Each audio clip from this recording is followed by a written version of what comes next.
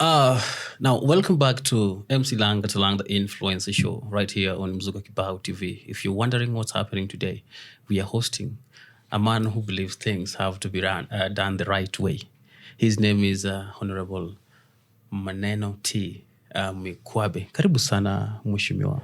Asante sana. For those who do not know, Mheshimiwa is a former CECM for education, I believe culture and sports, Migori County, and equally trade and cooperatives, Migori County. We are honored to have him in studio today to at least shed more light on what's happening and what should be done, especially on matters national government and on matters counties. Mheshimiwa, before we begin, sorry to say that you're mourning at this point in time because your political career, for those who know, was a bit of a masking of both you and Honorable Dalmas Otieno, who has now left us. I think we'll be having that particular send-off this particular coming week. Who was Waziri Dalmas to you, Mheshimiwa? Otieno was a great man. Sure. I met him in my adulthood. Okay. Of course, I'd heard about him when I was in the university, when he was minister, back in 1988. And I didn't quite interact with him until much later. Okay. I think after the elections of 2002, when I met him in his office, together with other people and other leaders present. And even then, we still did not interact, so I didn't quite understand him. Oh, okay. But just before the last elections, I was looking around. I was supporting Ochilo Ayacko. Okay. And after working with Obado in Migori. And then I got an outreach from, got an emissary from Dr. Otieno. Okay. And I went and met him. That was my first engagement with him, which sent Ayacko into a wild anger. This was his political nemesis. Yes. Sure. So I went back and we engaged severally. Okay. And I interrogated him, and I found this man had a clarity of vision, clarity of purpose, and very clear mind, and very sharp intellect that I found quite great, very impressive. So after that I said, okay, then if this is a candidate that wants to become governor, I think of all the candidates in the race now, this is a person that should become Migori governor, because my concern for Migori and my interest in Migori is that county governments must deliver. Sure. And they have failed to deliver almost countrywide. Our governors are not delivering. They are not thinking about citizens. Sure. And yet some of these things are so basic that when done could change lives immensely. Sure. And let's talk about the most basic thing about one of the functions that I had in Migori, which is trade and industry. Okay. Trade and industry does not have to be these impressive factories that people think about. They are simple value addition projects in villages, in townships, and in cities within the counties. True. And this can be done without any foreign help, without any national government intervention. What is your perspective? My perspective is that we should start small. Okay. We are small, so we think, let's start with agriculture-based industries, like value addition. What are we doing with our maize? What are we doing with our coffee? What are we doing with our tea? What are we doing with our millet? What are we processing out of this? This is very basic. I mean, all industries is simply converting one raw product into another state. Sure. And that is value addition. Once you convert it into that state, even if it's an ore, you mine it from the ground. You have to process it, smelt it, and then it becomes something else. Copper becomes wire. I mean, iron becomes whatever, plates, whatever. These are simple processings. True. You use molds, you use whatever basic types of production and all that. And then Otieno understood all this. Okay. And in my discussions, we agreed, okay, Migori might not have all that money, but we should dedicate some of our revenue, allocated revenue, either from the county or from the national government, into developing cottage industries. Oh. At least one product for each of those sub-counties. Oh, sure. So, for instance, Kuria East, where I come from, we had identified coffee as very strong there. Sure. We wanted to build a blending factory, processing and manufacturing and packaging and selling it as a product of Migori. That was part of your manifesto with the Dalmas. Yes. That's part of the products of Migori.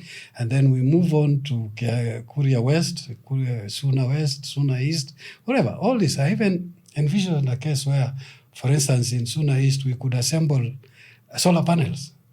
Basic technology. True. Just assemble solar panels, make them available to all the villagers in Migori, and everybody has electricity at a very affordable rate. True. So these are the things that impressed me about Otieno and which we agreed upon. Just to cut you short, Waziri, at the point that Ochilo is now vying to become the next senator for Migori, I remember you didn't really subscribe to Honorable Dalmas Otieno until later on when now you joined in as a running mate. As I've explained. What were his shortcomings? As I've explained, I didn't know him. Oh, okay. I didn't know him. Oh, okay. And I got to know him after. You understood him later? Yes, after these interactions. Okay. And while we were interacting, by the way, I was still supporting Ochilo. I just decided later. And Otieno had not promised me anything. No, he had not promised me anything. How he ended up nominating me his running mate is really up to him. He could have provided that explanation. There's a video, Mheshimiwa. Yes. There's a video of you, coming out in the open while you're still campaigning for Ochilo. And you're like, Ochilo is the guy. Ochilo is a well-read man. Those are your words. And he's equally a man to emulate, including having a very beautiful wife. That was in that video. Now, I agree that the First Lady of Migori is very beautiful. Yeah. But then again, the Ochilo you talked about then is different from the Ochilo you talk about now. This is a governor that was elected by the people, and he has the mandate to serve the people of Migori County. Yet, you still don't approve of his dealings as a governor. I don't know whether you can say still don't, because that would mean that there's continuity. Oh. Do you? No, I don't. You don't? You see, there's one thing about politicians in Kenya. Okay. They're not honest. They're deceptive. They're chameleons. Okay. Uchilo is a chameleon. I think that is yourself inclusive. He is. I don't know. Maybe I could be a chameleon, but I don't know. Maybe it's a necessity to survive. You have to be a chameleon. It's okay, Waziri. Like, these plastic smiles that they wear, going out and joining people when you don't believe in them. I mean, I've seen politicians making statements they do not believe in themselves. And deceived me. He deceived me that he actually cared about Migori. He did not. And when I realized that even you see, this is a guy who went into election in 2002 without a manifesto. I don't remember seeing his manifesto. And one day I asked him, Chief, what are we going to sell to the people of Migori? And honestly, what he told me flabbergasted me. I was left in shock because he told me... That was 2022? No, prior. Prior. Okay. Yes, about 2020. I think it was 2020, 2021. Okay. Asked him, we have, because Ruto was going around promising all sorts of things. Now I asked him, what are we going to promise these people of Migori? We attend funerals campaigning for you, saying you should be governor, but what are we selling? He told me, Chief, look here, you do not need a manifesto to become governor of Migori. What you need is Raila Odinga, and that is finished. So he basically came without a manifesto. And he still doesn't have a manifesto. Was it Governor Ochilo will be on this show to actually confirm this? No problem. Let him come and refute this. Let him rebut this. That he has no manifesto, he has no idea where he's going. This is a guy who comes and sees any project coming there to Migori. Any project that comes there, national government project, he'll cling on to it and say, I have done this. Sure. I said to you, Nejo Migori, I said to him, I have done this, I've done that. And yet we know that this guy... Are you saying all this because ideally you do not get to become the deputy governor of the day? Or are you saying this because you have the people of Migori at heart? I am saying this as a citizen of Migori. Okay. That we have a governor who is not delivering. A governor who is deceiving them. A governor who is lying and clinging on to projects that are not his and claiming them as his. Let us take the county headquarters. This is a project that's now managed from Nairobi. The funds are managed from Nairobi. It's a project that was decided long ago before he even... But he is the sitting governor. He oversees? I was there when these things were first proposed. Okay. And we intended to place that headquarters at Lichota. Now what has he done? He's crowding Migori. Instead of taking that land where it is and expanding the hospital, now he's building a county headquarters there. It's squeezing us. There is a stadium next there. Right next there is a stadium. Speaking of the stadium, there is a, let me finish. Okay. There is a stadium. There is a county headquarters. There is whatever is county assembly. All these things squeezed in a place of about 5 acres or less. True, I understand. I mean, that's not being futuristic. You're not seeing what should happen in the future. How would we use our resources? How are we going to crowd all these services? Like there's enough land. And yet there is land. Lichota was earmarked for the county headquarters back in 2012, not even 2013, before Obado became governor. That was planned earlier. So that's why we intended the headquarters to go. The ministries, the departments, all of them were going to go there. For instance, the Department of Culture, which I headed, was going to build a theater out there and a hall, a big hall. That was our plan in 2013, 2014. Now this guy takes the county and squeezes it there just because I don't know what he was thinking about. And it's not his project. He had no role in it. There is also the stadium that you have mentioned. It is very easy to, before you come to the stadium, it is very easy to point fingers at the government of Ochilo Ayacko. But remember, you're also coming from a government, that of Obado, and at one point you were Waziri for one term. Oh, no. For 2 different ministries. Yes. But at least for one term. Yes, one term. So I was one term. While you were coming to this particular podcast or interview, someone was ask Waziri, where did the rain start beating him? Because at one point, you were one of the most influential CECMs of Migori County. At some point, you called shots and, the political wing of it. And then all of a sudden, we saw you through the back door, out. I don't want to say to the trenches, but at the end of the day, what happened, Waziri? I don't see anything wrong with going into the trenches. If you're fighting a war, you have to go into the trenches. Yes. There's really nothing wrong with going into the trenches. And depends on what. At some point, you were reading from the same book with Obado, and then hell broke loose. I don't know by using that expression, hell broke loose. We just differed in opinion. Okay. Yes, we differed in opinion. There were certain matters arising. I didn't agree with the way things were being done. My policy suggestions in the Department of Trade were kicked out. And I remember from about 2016, I was denied. What were some of these good policies? Because at least we'd rather... From about 2016, you can look at the books, they're still there. Sure. The budget of 2016-2017, I was not allocated any development money as a department. So I asked myself what I was doing there, just drawing a salary and sitting around. Even newspapers I could not access. So you decided to opt out? No, I just decided to hang around because, you have a loan you're paying, you have children going to school, you're right. You have obligations, you just can't start running wild without plan. So I said, okay, let me wait out my term, it will end and I will go away. So by the end of the term, I was not part of Obado's government. He knew that we were no longer together. And he knew my heart wasn't there. I wasn't even supporting Ochilo, by the way. I was not. I just was not supporting anybody. Ochilo came in much later when I just decided, I'm a Kenyan, I'm a citizen of Migori, I have to support someone. Okay, definitely you were in government for some particular reason. You had a vision for Migori. What was this vision like? They were different because I was in charge of education, youth and culture, sports and culture. And some of those visions were realized partially. We started out with very bold ambitions. And these ambitions, I think they were realized, they were noticeable when, for instance, in the Department of Education, which I led, we started with the construction of 120 ECD classrooms, which were passed in the first year. And this 120 were, each ward was getting 3. Out of the 40 wards, those are an even distribution. Each ward was getting three classrooms. So that was balanced distribution. Of course, I had planned that in the second year we do another 3.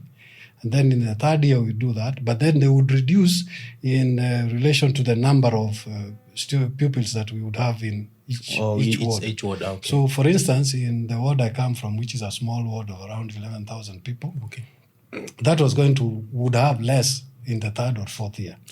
But it will still get its allocation so that each school would have, because the idea of ECD is that pre-primary school should have 3 classrooms. There are 3 levels of pre-primary. So all those 3 levels were catered. So the plan was we build one, build another one, so we have model centers. By the third year you have a sufficient classrooms. By third year we have all this. And then the other plan, which we actualized, was You see, this vocational training is a devolved function under education. This is polytechnics. They call them village polytechnics. Yeah, sure. When I took over education in Migori, I think we had 7 existing polytechnics that had been devolved to the county government.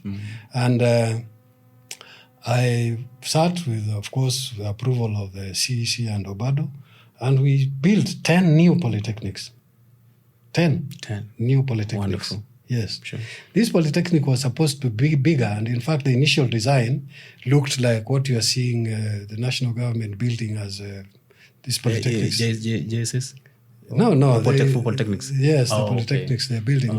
That was our initial design. Okay. But because of funding, the CEC decided that we build a smaller model. Okay. So we started with about, I think there were 4 classrooms or whatever, and each classroom had an office for the master and offices, administration offices. Sure. So these were complete polytechnics. You can see them. I understand. They're all over in Migori. There is in Mohoro Bay. There's Rongo. Suna West is Suna West, Suna East. All these polytechnics were completed. So I would have expected that the next stage would have been to equip them and staff them. See, this was the next stage. The next stage after, building. This was captured in our CIDP of 2013, 2017. Yeah, sure. So these are programs that I expected would continue, and they were based on pragmatism, they were based on need, and they were based on consultation with the people of Migori. True. So I know that we veered off track completely. Okay. Somewhere along the line, we veered off track. Something went wrong. Because now when it becomes personalized, that budgets are allocated on whether somebody likes you or doesn't like you, doesn't like your boldness, doesn't like your purposes, what you set out to achieve and what you want to do, what you say you will do. If somebody interprets that as rebellion, as non-conformity, and punishes you, it's not you who suffers. It is the institution that you're suffering, the people that you're serving that end up suffering, not you. So I did not suffer. I simply got relegated. They differed with me. And the problem actually with the administration of Obado was gossip, rumor mongering. Yes, gossip, rumor mongering, and informal administration. Because you cannot go discussing your CEC members with your drivers, messengers, and bodyguards, and discussing policies as if they are things you just go and walk into a kiosk, barroom talk and whatever, and people come to your home and tell you stories and you believe them. Because I can tell you, one thing I can tell you for sure is I was honest, I was loyal to Obado to the last minute.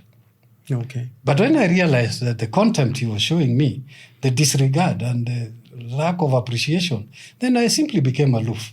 I did not rebel. I just became aloof. Perhaps was it based on your input, as a person who is a doer, or did politics have to do with it? Let me tell you, because this could even end up, I know I'm a journalist and it could be defamatory, but I'll tell you that one thing I know is that the individuals who are around Obado were uncomfortable with my your methods. Presence. Okay. I think that's elaborate enough. Yes. Okay. My methods were clear. Let us serve the people of Migori. If you benefit in the process of serving, in the course of offering this service, so be it.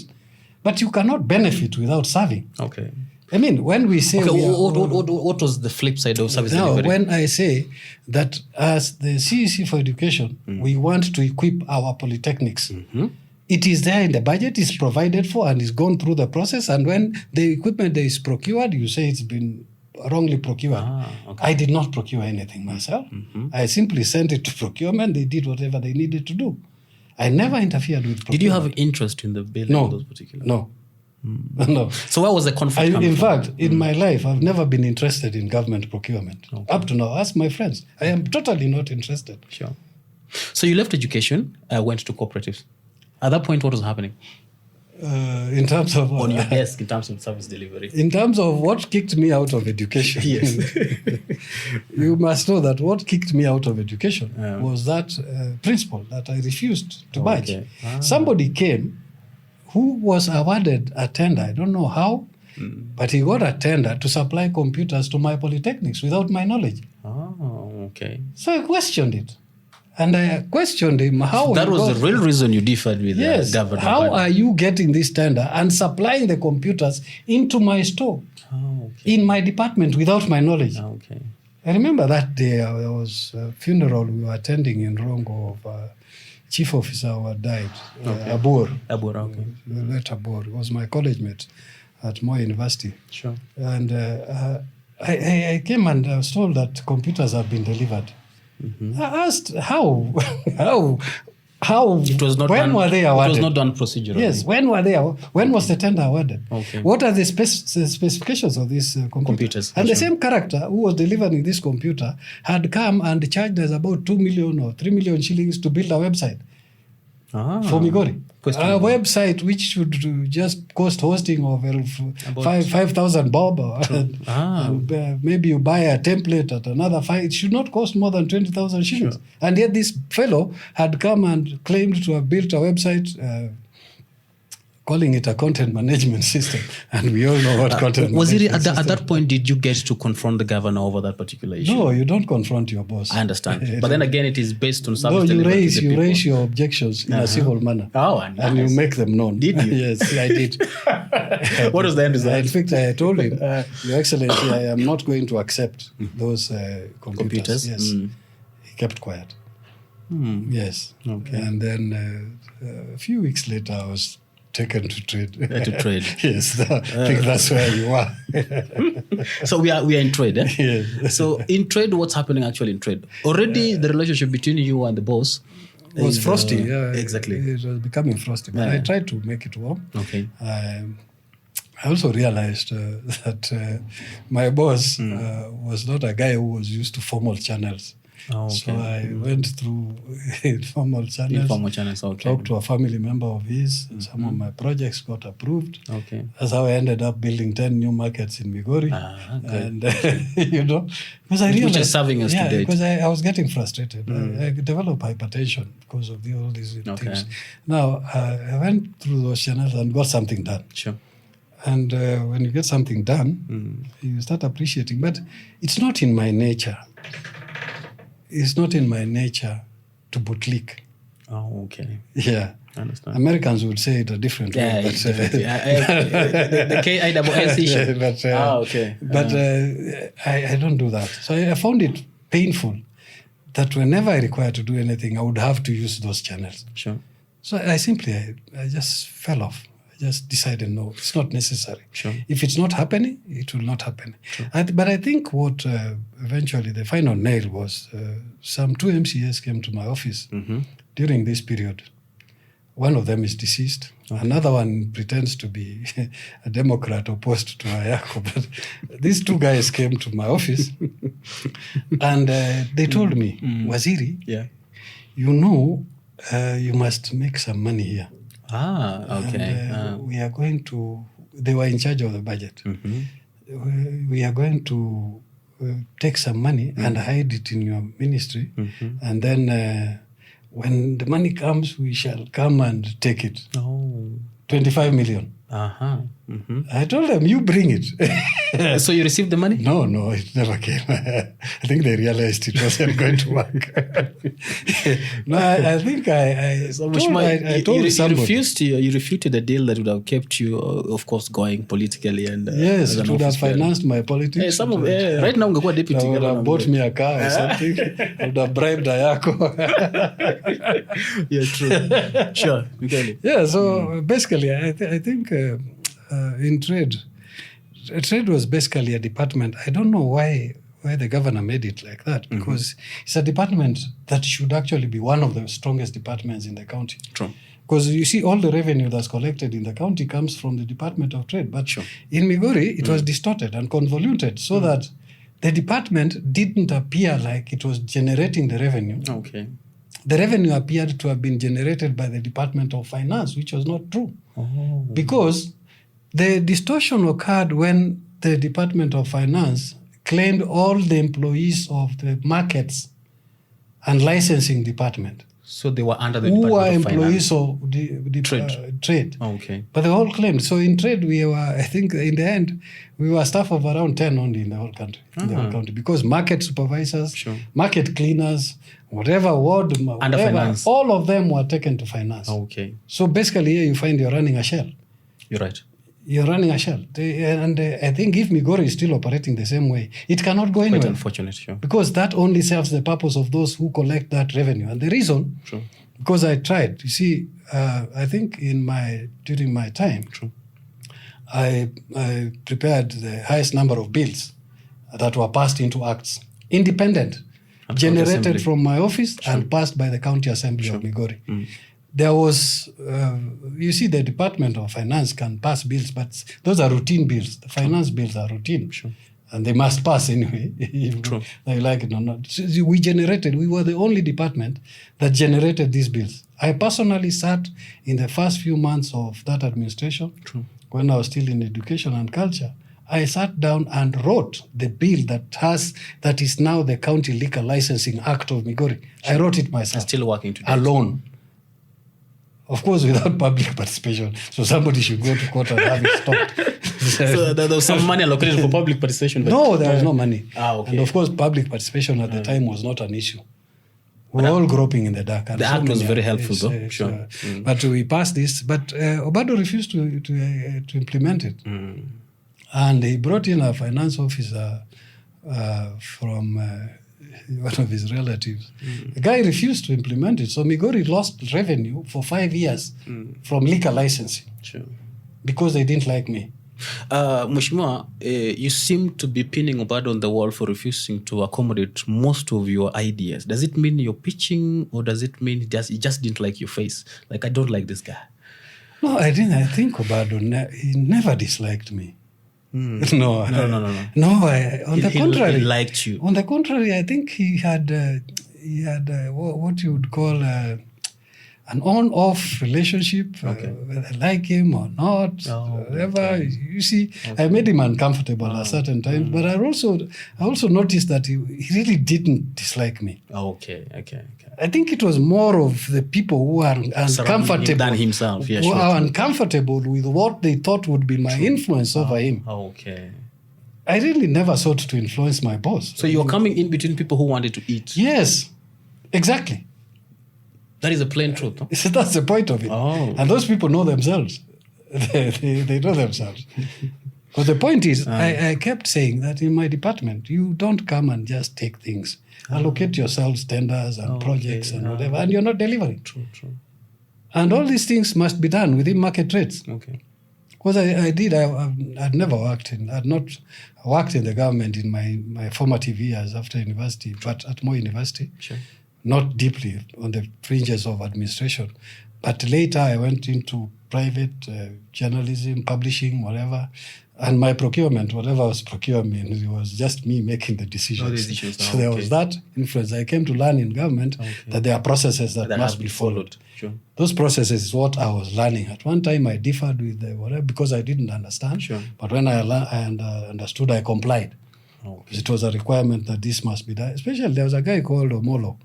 He was our chief officer for finance from the national government, the transition guys. This guy taught me a lot. I mean, nice. Told me this. He used to quote the PFM Act, whatever. Sure. He made me read the PFM Act. PFM Act. Made me read the Public Procurement and Disposal Act. All those acts. So you're knowledgeable about this. Yes, which I had to read and familiarize myself with them, so that when these things are done, I do not appear to be coming out in the wind. Yeah, so I had to read them and understood them, and that's what I was trying to enforce. Mheshimiwa Obado had his government. We are now in the Ochilo regime. But remember, the voter has to receive value for their vote. No, I'm not part of the Ochilo regime, but I wouldn't want to be part of it. I'm asking you as a resident, as a voter, do you think we're in the right place as the people of Migori? No.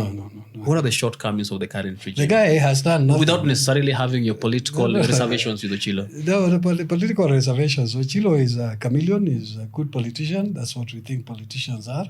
He's deceptive. He has deceived the people of Migori. As I told you, he has no agenda. He came into government with no manifesto. Okay. He told me, personally, his manifesto was Raila Odinga, which made it look ridiculous. This is a fellow who was saying he has a PhD in leadership, and yet he has no plans for Migori. He still has no plans. When you look at the guy, what he does is he sees there's a national government project coming.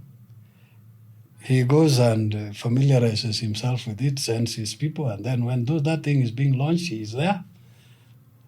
Market that's being built by MPs, he has claimed he is the one who brought them. Sure. He doesn't know how they were negotiated. Sure. There is the stadium, which he's saying he's building. In fact, I've seen his bloggers posting pictures of the stadium, and I wonder, do they know how that thing was negotiated? But how did the stadium? We are the stadium. Let us start from the stadium point. Your Minister for Sports. Yes. At that point, there was a bit of a lot to do with the initiation of the stadium coming in. We have come a long way. I think Migori has come a long way. As I said, we are squeezing these things into that place when it shouldn't be like that. Sure. When I was in charge of sports, sure. It's 2013 to about 2014, 2015, I came and found that our stadium was being used as a showground. Okay. In fact, the first show was held at the stadium. Yes, true, and I attended. I even had a stand there with my department and my people, sure. And we went. And then I went through the budgeting, and I said, now we had been allocated some money to improve the stadium. Of course, after recommendations. Yes, I had wanted more money, but I was allocated 25 million to improve the stadium. Okay. Now, the municipal council of Migori, which we inherited this stadium from here, sure. Yes, had built the days extending into the track. The runway tracks. Yes. Okay. So the first thing I did was to demolish that extension. Sure. So this was looking ridiculous. I mean, it had no stairs, it had nothing. So I was wondering how is it going to work? True. So he said that I told my people we have to demolish that thing and make it. Yes, we do not have money to build another days. Okay. We do not have money to build the stands, but sure. we have money to improve the facility. And the other thing that will happen is the show must leave these grounds. True. This was very difficult. It was an executive order. And quite daring. That is when you started stepping into Yes, and I did it unilaterally. Okay. I didn't think, because I knew that the show had been, the ASK show, True. Is not a part of the Migori County government. Neither is it a part of the national government. It's not. Okay. So, it's a society. Okay. So I said, we cannot be sharing grounds with these guys, and we need this stadium. Sure. And yet they have grounds allocated to them at Lichota. True. In the wider Migori development plan. True. There is grounds they have been allocated. We had given the Department of Forestry grounds there. They have built a house there. I think they have offices there. They do. You can see it next to the airport. Yeah. And I told them, no, you guys, now you must leave. Okay. You have to leave. This stadium is for sports. Okay. It's for my youth. It's for my people. True. And they made noise, they complained. But eventually they went to the boss. But I think the boss saw my point of view. Yeah, definitely, sure. True. And he agreed. That's why I said Obado didn't dislike me. Sure, Just guys who interfered in between them. And then after they had left, we started improving the stadium. Okay. The assigned money, allocated money at the time was 25 million. Yeah. Of course, I didn't know how the tendering was done. But I met characters telling me. One of them came to my office. Yes. A fellow came to my office one day. He came with another chap and told me, Waziri, I have been awarded this tender to level the grounds, True. To improve the grounds. I don't know what they call them, civil works. Waziri, you were very influential. I don't know why people were just being brought to your office with all that influence. I think that's a perception. Okay. I think it's a perception. Okay. I think I was bold. But in terms of influence, you see, influence is only when you get something done. That is true, sure. And I was getting things done. The stadium was getting done. Yeah. How it was getting done, I didn't even mind that the tenders had been awarded. Because I had no interest. As I've told you, I had no interest totally in procurement. And when they came and told me they had been awarded the tender, I knew the tenders had been floated. To whom they had been awarded, I don't know. How it was done, I don't know. Somebody came to my office and told me he wanted to sell his tender to somebody else. I told him, Chief, I am not involved. What we want is you to deliver the stadium. You're surrounded by very funny characters. So, he was a young man, I think in his 30s or something. And he came from Muriri. Okay. So the guy, I told him, no, Chief, I don't know how you got this tender. Yes. He told me, So I said, you went and used the name of the boss. Yes. I said, no, it's not my problem. What we want is you to deliver. So if you're going to sell it, whatever, what I know is that when you go to finance, this guy might have a problem. So make sure you regularize these things so that when he goes there, he's paid. Right. That's how I understood it in my ignorance. Oh, okay. So I told them, they went. Later, another guy came, Somali. Yeah. Nice guy, very good guy, very friendly chap. He also came and told me he had been sold the tender. Oh, so one tender was being sold to someone. So I told him, no, you look here, but me, I don't know. If you are sold, you find. Sure. And you follow the process, because some people get tenders, they don't do them, they hire somebody else to do them. True. And then they are paid and pay their whatever. That's a private arrangement. True. I don't think I want to get involved in that. That is the stadium. So we got that money. We also started the masonry wall. Okay. That wall, I think, was completed. Perimeter wall is completed. Yes, that was still completed. But we started this work. Okay. Of course, somewhere I hear that along the line, there were variations in the values of these tenders. Okay. Amounts were increased, whatever. I don't know, they got 50 million. Whatever. Which you were not part of. I was not there. Did you get your share of the cake? No, what cake? I never saw this business was happening right in your office. I never saw it. I would not be suffering here. And then, of course, now it is being built. Sure. By the national government. Okay. Somebody claims he has a role in it. He has no role in this thing. He has no role. And I can tell you, all these projects you are seeing in Migori, markets are being built by the You seem not to have anything positive to say about There's nothing to say about that guy. Let's be honest. I know him. He has no intention of developing Migori. Developing this county. This is the man who initially supported all. Yes, he was deceptive. You know, we can all get conned. Okay. This guy conned me. And he has conned so many other people. He's still conning people. Sure. Yeah, so this happens. True. Yeah, we get deceived. We even go into marriages thinking we have met the best partners. These are the crooks. These are devils that you are coming into contact with. So it's the same thing. Was it Maneno? Yeah. Today you'd have been the deputy governor for Migori. Yes, had Dalmas won. With Dalmas. Yes. Of course. Actually, what would you have governor. done? You'd be governor. Actually, you'd be governor today. Had the governor, you'd be governor deceased, unfortunately. But that's the reality of life. That's the truth of real life. The reality of life is that there is transition. Done a lot. There is transition. True. But Dalmas was organized. In thought and in action, he was organized. You saw what he did in Rongo. This persuaded me. True. This is a guy who built Miare. You're right. He built Rongo so University. Many polytechnics. He built whatever. He built those markets in Awendo and Rongo. Those markets are worth 150 million each. Sure. True. And those markets are there. I mean, this is a guy who was doing this thing long before devolution. You're right. And he was focused. What did Ochilo do when he was Minister for Energy? Nothing. Even a single meter of extended electricity, nothing in Migori, including in his native Awendo.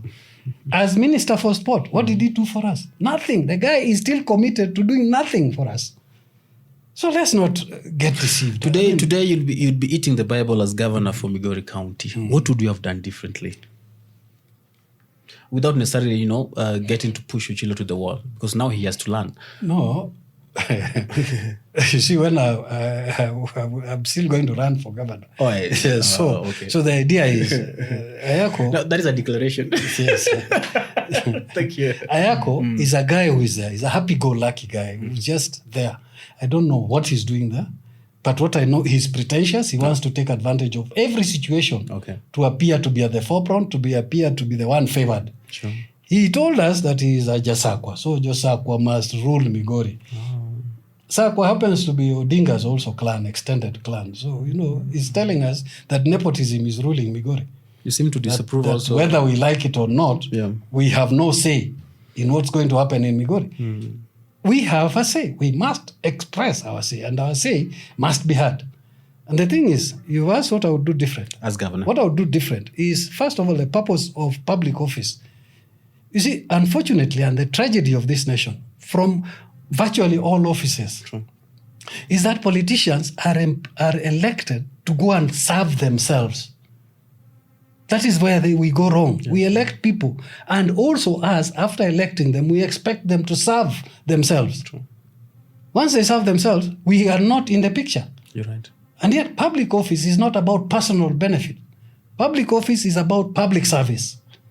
We keep hearing about Singapore. We keep hearing about Malaysia. We keep hearing about Indonesia and the East Asia tigers. I read about these guys through a friend of mine, a colleague. Ochilo was my business editor back in 1994. Olo brought me to my awareness the existence of this East Asia tiger through an article that Anyang Nyong'o had written for our newspaper. And I read and said, whoa, this is great. And I learned one thing. Dr. Mahathir Mohamad, Lee Kuan Yew, and all these guys concentrated on, first of all, creating money in their economies. So that the money that people have is now saved through a saving culture. That money that is saved is now channeled back into the industries. Go to South Korea, and most of those industries are public corporations. Daewoo, Hyundai, all those shipbuilding, all those big engineering things are public corporations. In Migori, we had this opportunity to start our own industry that was donated to us by the European Union. Unfortunately, I hear through the grapevine that the county government intends to sell the Getonganya potato factory. Waziri, that is hearsay. Yes, I just said it's hearsay. I don't know. Oh, okay. I have not confirmed it, but I hear they want to sell it. But yet, this is something that could have been modeled, owned by the farmers, by the citizens, through cooperatives, and the county government coming in to manage the cooperatives because it's the duty of the county government department of cooperatives to do the audits, to ensure these cooperatives follow best practices in cooperative management. All the money is spent, all the budgets are properly passed, the officials are properly elected, and there's accountability. It's a function of the county government. So what it could have done is provide seed money and loan it to the cooperative. Then that cooperative could people would now purchase shares through a model that would be agreed, either by delivery of potatoes or by actual purchase, direct purchase. These are things that could be floated. But now we are hearing all sorts of tales, and that factory is still not functional 5 years after completion. Very sad. It's a shame. So what we had agreed with Mzee Dalmas, God rest his soul, is that first of all, we would seek to improve the lives of the people of Migori. How do we improve lives? By first of all, availing opportunities. People cannot live on Gonya. You're right. People cannot live on this fake empowerment that people are being given bicycles and wheelbarrows, that this is empowerment. It is not empowerment. It is deception. Deception that only beneficiary of that is the person purporting to be empowering you. The real empowerment that we require is very basic, and it starts in the village. We do not require a lot of money.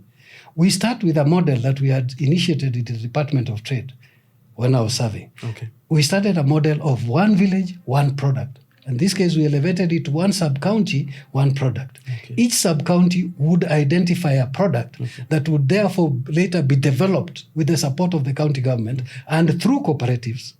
Cooperative owning the product and developing and releasing that product and then being marketed through by the county government Department of Cooperatives. Support, technical and professional support, administrative, management, marketing support coming from the county government. That way you create opportunities for our people. In Kuria East, for instance, where I come from, is we would have a coffee factory. You're right. We grow coffee there. It's been growing ever since I started, became somebody aware of what I'm conscious of my surroundings. Yes, I saw coffee. I saw my grandfather growing coffee, maternal grandfather. I never saw my grandfather. But I've seen coffee there. And this coffee, sometimes it wilts, sometimes it's neglected. But we could now reinvigorate it. Now there's somebody coming from Mara, from Narok, who is trying to take advantage of our coffee and buy it and process it through the Mara Coffee Factory. Yeah, there's something we can do here. It might be a small factory, but I have seen. Bring, I even consulted with some people, some coffee millers in, I think, central Kenya. They produce a coffee called Shiriki coffee, which is very good coffee. That's a coffee I drink.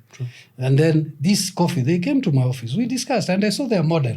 I even brought people, and we said, now let's start this blending, whatever, basic processing. So the first thing I would do is, first of all, ensure there's basic processing of this thing, value addition for our products, and ensure each sub-county can create opportunities for its people. How? I said, for instance, Suna East, why can't you assemble solar panels? Nyatike, why can't you produce tiles? Why can't you do this? Why can't we have a portion milling plant here so that we produce our own animal feeds? Food processing. We produce our animal feeds. Why do we have to buy feeds from Nairobi? When mashudu, I mean some of the cotton seed cake that we use is used in animal feed production in Nairobi, comes through Migori. You're right. It comes mostly from Mwanza, Musoma, Mwanza. True. Cotton seed cake, because we killed our cotton industry. Yeah, in Nyanza. So the seed cake comes from Mwanza. It passes through Sirari, Migori, Rongo, Kisii, and comes to Nairobi. And then the people who benefit sell it back to us. You're right. I mean, we need double to do tragedy. something. Yes, need to do something about that. Sure. And then all the fish also comes from here.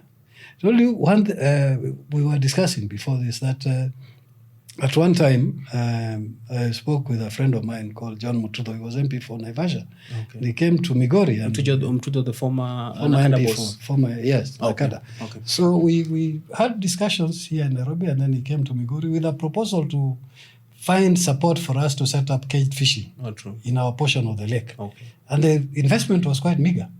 Very little investment that would have ensured that we get enough fish in Migori, that we can eat in Migori and export from Migori and even serve the whole of this country. Caged fishing. What hindered that particular, Interest. County government just never took it into account. So that's one of the projects I would initiate. I would start it right from the lake, right from Miuru down to Sori. Okay. Would have cage fishing there with bays for boats to come and dock for whoever is coming from the lake inside.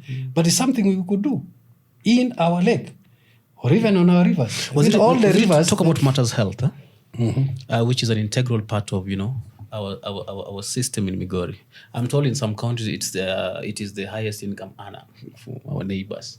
What is the state of our health as Migori County in terms of medicines? In terms of facilities, in terms of the things we can do with whatever we have? I have not attended those facilities for some time. At least not while Ochilo is governor. Okay. But I have relatives who go there and who also call upon me for support. Okay. And I think it's a tragedy. Sorry. It's a tragedy because actually, it's not a tragedy. It's unfortunate that tragic would be different. It's unfortunate because and regrettable that while we have a government in place, we have no policies that benefit Migorians in terms of health. We have no health policies. Okay. We are simply groping and going with the wind. We have not developed any policies like, Makueni did. Oh, sure, true. They had this plan for people to get cards and supporting. And all that. There's a lot of destitution in Migori, a lot of poverty, that some of these people cannot afford the 500 required for whatever registration with SHA and whatever. And the government is not supporting anything. Sure. What it's doing is telling people tales. You see governor donating money to funerals and taking over funerals and doing all sorts of things. And yet we know him as a person, as an individual. Ochilo is very mean. He cannot contribute anything to anybody unless that money is contributing is not his. It means it's county money. That's not. Was it that's a little personal? Simply being, I don't know what's personal and what's not personal. Now, let's go to matters national politics. You seem to have your reservations on the way in which the President of the Republic of Kenya is running, the country's affairs. I don't know to what extent. I cannot vote for Ruto. That's a fact. Why? I can't. Even if he was the only candidate. In your own backyard, Ruto is doing a lot in terms of development. I don't know what he has done. There's a KMTC in your own backyard that is now coming up. That is in Kuria East. We have Kenyancha to Ntimaru Road that right now is complete. We have just so much that we can speak about when it comes to President Ruto. But still, Waziri Maneno maintains that, Ruto is not the guy. Just why? Let me be clear. I did not vote for... I'm a member of Jubilee. Sure, you are. Which we'll come to because your party leader actually spoke the other day. Yes, he has his opinion, I have mine. I am a member of Jubilee right now. I joined in, I think, 2022. Okay. I did not vote for Uhuru Kenyatta in 2013. Okay. In 2017, I voted for Raila Odinga. Sure. In fact, I voted for Raila Odinga since 1997. Yeah. So let it go on record that I have never voted for. I did not vote for Kibaki because that time I'd lost my ID somehow. I didn't vote that time. It's the only election I missed. The first election of 1992, I would have voted for Jaramogi, but I was cornered by some thugs in Eldoret to beat me up thoroughly. So I was cornered by some thugs, beat me up thoroughly for supporting Jaramogi. Yeah, true. Anyway, I don't think Ruto believes what he says. Yes. The guy is very good. He's eloquent. He's impressive. Sure. But you see, the contradiction, I saw Richard Quest, CNN interviewing him the other day. And Quest tried to provide a foreground. And I found that Quest was very polite, very civil. Wow. You wanted Quest to go hard on our president? I didn't want him to go, but I think he should have laid the ground. And what Ruto is saying is not the truth, because Ruto was talking about democratic space. And yet here is a country where people are not allowed to demonstrate. I mean, the other day, kids wanted to go to town and demonstrate, and then they were locked out, vehicles, traffic, the city is locked up. I mean, what kind of democracy is that? True. And then the other thing, basically me, what I think is, for instance, the policy of housing. It's a very good policy. Okay. And actually, I would support such policy. Affordable housing. Yes. But how it's being implemented is wrong. Okay.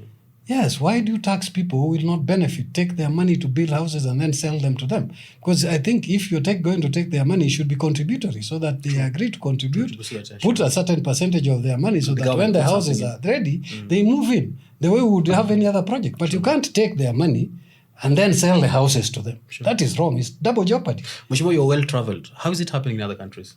I'm not well-traveled. No, it's just an impression. No. Anyway. I think... How do you have done things differently, with the housing? I think that is... the same way that we build police stations, we build hospitals, we build whatever. We simply find money within the revenue system and put money into those programs. Sure. And then in the budgets, let's allocate money to these programs. Okay. Let's allocate less money to personal pleasures. Yeah, sure. Why do we allocate money for MPs to travel to go and do nothing? They're calling benchmarking. Benchmarking, sure. Why do we allocate money for governors to simply go and bribe people and build crowds of Sangwenya everywhere, to beat up their rivals and do nothing else? True. I mean, we must be honest about the way we deal with public accountability. Sure. The problem we have in Kenya is just about accountability. Sure. Because people, as I said, leaders go into office not to serve the public, but to serve themselves. And somehow the citizenry expects them to benefit themselves. Wanakuuliza wewe ulipata nini when you were there? Yeah, ukiwa huko. Ulipata nini? True. So basically what they expect is that you should be stealing when you're in public. I've been asked that question myself. True. Yes, why I left so poor. And yet there was money. Because the thing is, we misunderstand public service. Sure. The salaries in public service are good. True. I mean, right now we were earning about 300,000. Sure. Right now, those guys, CEC members, earning upwards of 400,000. Look at that. Sure. I think it should be around 500 when they leave at the end of the term. Sure. So I think that's good money. True. Which I think is good for yourself. And then whenever you travel for meetings, you get about 20,000 per day. So that's you don't necessarily have to eat into the coffers of the common that. And in fact, if you're allowed to travel, you will be comfortable. Sure. Yeah, of course, me, I was blocked from traveling in my last term. I don't know. So I didn't attend meetings in Nairobi, Kisumu. I couldn't attend because I wasn't facilitated. Oh, true, sure. Was it you didn't vote for Ruto? What would make you vote for Ruto? That is where we're getting. I can't. I just can't. I know the guy. I mean, he's my age mate. Mm-hmm, sure. Yes. I know him since 1990. Like, I'm sure you'd share certain, aspects that would make him, either do things differently. I know the guy since 1992. I used to go to his office in Rehema House, 4th floor, room 20. I used to go there, find him. He was selling insurance, broke guy. When was that? That was early 1993. He was selling insurance through Beck Insurance Brokers. So I know the guy. I know him. No, it doesn't mean anything. Any of those things you hear him saying, it doesn't mean them. We're finishing with the last bit of this. Huh? Yeah, you seemingly come from Korea. Yes. Definitely, we have Korea succession politics. The last time I heard you mention, or I saw you mentioned, that the government was targeting some of your Korea people. One of revenue officers was, interdicted because he was Korean. Recently, CS Murkomen was in Migori, and OCS was targeted because he was Korean. What is this Korean bit that you have in you? An OCS was targeted because he was Korean. No, I don't think so. That guy was not Korean, he was Kikuyu. Oh, he was Kikuyu. Okay. That OCS was in Timaru. Okay. Timaru is my hometown. Okay. And the OCS, I think, was Kikuyu. I don't know him. Never seen him. I just thought, I reviewed the video. Okay. I reviewed it and I said, this guy, I don't think they handled this guy professionally. Okay. Yeah, my comment was just that he had not been handled properly. Okay. I didn't say anything about whatever. It's just that he wasn't handled properly. Okay. I think he could have been handled better. Okay. And Murkomen there, I think, they just failed. I think he could have done better than what he did. And he continues to do it. I think it's a weakness in his character. Weakness of personality or character for him to just put down people. And putting down people when you are higher up, I think is unfair. Okay. What he should have done is find a way of dealing with these people. And insubordination, bad behavior, bad manners, those things occur in any organization. But he should find a way as a superior. Okay. Find a way. And about the revenue officer, that is true. And it's not because Mary is Korea. Mary is... came over from the Kiancha municipality. Okay. The people inherited by the county government. She was a county revenue director for 10 years. Okay. How she would suddenly become incompetent to be removed and replaced by a totally inexperienced person in the person of Maurice Oindo is unfair. Oindo has totally no experience in revenue collection. Nothing. He has never headed any department that creates money or collects money anywhere. Sure. He is a former schoolmate of mine. He went to the same school. I went to Taranganya High School. Sure. But I know Oindo. He's not qualified to be in that position. True. But he is there because he's Ayacko's cousin. That I know. True. He was Ayacko's CDF manager. That is in the record when he was MP. That Maurice Oindo. Sure. He was Ayacko's campaign manager. And he is Ayacko's neighbor in Awendo. So basically, you see what I'm talking about. It's not because Mary is Korea. I mean, he could have as well brought Maneno Otieno from Nyatike or Rongo, and it could have worked. The thing is... my director is telling me that we don't have so much time left. Now, we are going to handle two issues in about 2 minutes from now, before we can, call it a day. We have what we call the Jubilee Party. Your party leader spoke the other day, and it has been taken into different perspectives. That is one. After that, please tell us about your political future. Two things. Yes. Okay, one about Jubilee. I am still a member of Jubilee. I have not left, and I'm still thinking whether to continue being a member or not. But what Uhuru Kenyatta said, I think is personal for him. And it's not good that he's projecting that kind of feeling and thinking. Because it appears to me that Uhuru wants to use people like Matiang'i and the party to realize certain goals. It's a personal vendetta against William Ruto. I think if he wants to engage William Ruto, he should engage him competitively through a political process. And using Matiang'i is unfortunate because Matiang'i stands a very good chance of being president. He's a doer. I would vote for him. That's true. But I wouldn't vote for him if Uhuru is pushing him from behind. I wouldn't. I would find it uncomfortable to be in a government controlled by Uhuru because Uhuru is not competent as president. He should never have been president. But this is your party leader. Yes. You read it from your script. Yes. I went into Jubilee when Uhuru was not running for president. I would never vote for him. And I went into Jubilee because it was our option to run for governor in a party that supported Raila Odinga. Of course, Raila also did his thing, so we didn't benefit from that. But the thing is, we went there because it was supporting Raila Odinga. And right now, I tell you, if Uhuru is going to push Matiang'i in that direction, Matiang'i's chances are ruined. Completely. His campaign will be like Nyachai's. He'll get all the Kisii MPs, maybe a few, one or two others here and there. He will not get an MP from Kuria. That he will not get, I can assure you. If he goes that direction, he'll not get an MP from Kuria. And yet we are dialectical cousins. He will not get, and his campaign will just be a whimper. And that gives Ruto a chance to become president again. Unfortunately.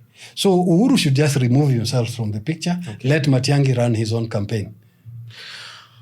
If Matiang'i wants to form an alliance with Gachagua, Uhuru's personal dislike for Gachagua and whatever he thinks Gachagua did to his family and whatever, goats and whatever, those things are neither here nor there. The thing is, Gachagua is right now the most powerful opposition politician in this country. See, Gachagua is only rivaling Raila Odinga. True. There is no other person who can stand with Gachagua and say, I am here on the same pedestal as you. Sure. Matiang'i needs Gachagua. Okay. Gachagua needs Matiang'i also for that purposes of projecting a balanced image. Waziri, you seem to be joining DCP. About yourself now. About myself. I just mentioned here that... what is left in store for you? Okay, let me ask you a very straight question, Mheshimiwa. Show me your numbers. What numbers? Tribal numbers? No, not tribal. You know I am curious. So. You see, as a minority in Migori, we start from a disadvantage. True. The Luo of Migori, including you, have just given us the position of deputy governor. I don't know why. Because I keep asking myself, Raila Odinga is a minority in this country. True. Yes, he's a minority. The Luos are about number 5 or 6 in terms of ethnic population. That is true. Ethnic population, they are number 5, 6 huko. Sure. But Raila runs around here and tells us, Obado president, I want to be president of this country. And yet the Luos of Migori do not think, cannot imagine that a Kuria would want to be governor of Migori. Sure. They automatically give us deputy governor. I don't know why I would be deputy of anybody. Sure. I became deputy of Dalmas because I thought I agreed with him. And in any case, I wasn't prepared. I wasn't running last election. I wasn't. But good for you, you'll be governor now, which is different. But right now, I think I'm standing out here and saying that I should give it a shot. True. And I think if we are talking in terms of balance, and because this country's politics is ethnic driven, the Luos should support Kuria for governor so that I become governor. They see what I can do. Sure. And then if they are satisfied with that, and then because the Kurias would have got what we want, because there is other difficulty we face is we cannot produce president. You're right. Almost impossible. You're right. Because in terms of ethnic numbers, we are number 17 or something, 20, which is very far. True. We are about a total of about 400,000 people. And you see the numbers already disadvantages. And one thing I can tell you is in terms of performance, in terms of election, I know given merit, that merit determines the result, I would win. I'll give you an example. I won the election for Secretary General of Moi University Students' Organization in first year with a landslide. True, you did. And I served. We were only 5 Kurias in that university. And you later attempted in a population of... MP for Suna East, for Kuria East. Kuria East, I won the election. I actually won the election. Sure. I was declared MP in 2013. Of course, there the clan dynamics come in also. True, a lot of but in 2013, I won the election for Kuria East. Sure. And I was declared MP twice in 2 counts. And then a guy called Mutindika and a guy called Marwa, Nelson Marwa. They interfered because at that time district commissioners, those guys were powerful. True. They interfered and intimidated the returning officer, somebody called Njau, who died later. Where is the former provincial commissioner cost? Yes, former PS. Wow. These guys intimidated that guy on phone. Because I went and I told the guy, can you give me my certificate? He told me, no. You want me to be killed here? That's what he told me. Yeah.